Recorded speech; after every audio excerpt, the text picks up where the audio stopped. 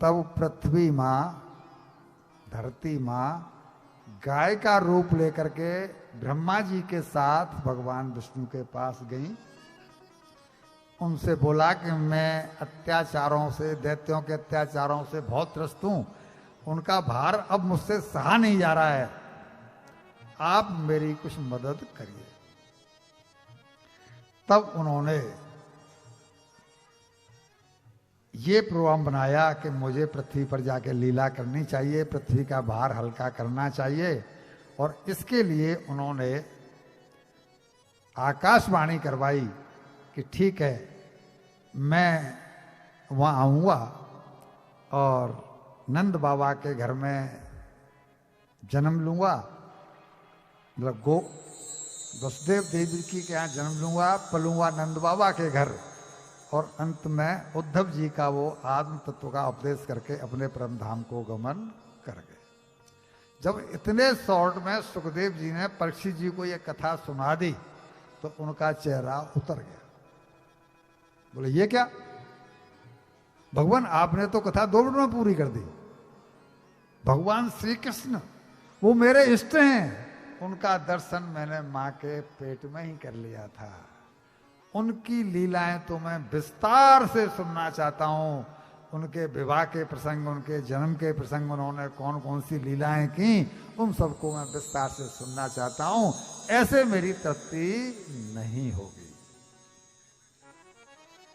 तब उन्होंने लीला को विस्तार देते हुए कहा कि एक बार यही पृथ्वी जब दुखी होकर गई थी तो उन्होंने आकाशवाणी करवाई थी, जैसे कि मैंने तुमको सुनाया था कि मैं अपनी काल शक्ति के द्वारा पृथ्वी का भार हरण करने के लिए वसुदेव ग्रहे साक्षात भगवान पुरुषः पर जनसते तत्प्रयार्थम संभवन्तु स्त्रिया, मैं जन्म लूंगा, मेरी लीला में सहभागी बनने के लिए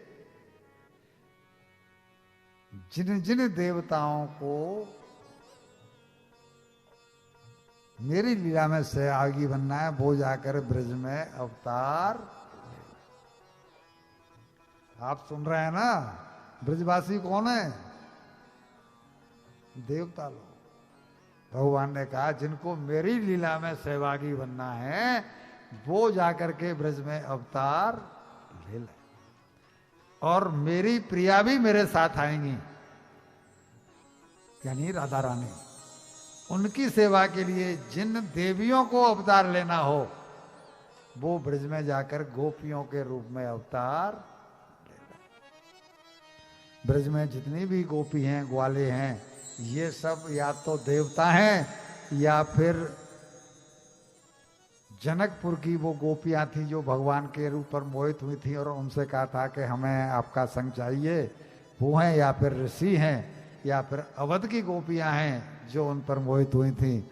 उन सब ने आकर के यहाँ पर शरीर धारण किया है।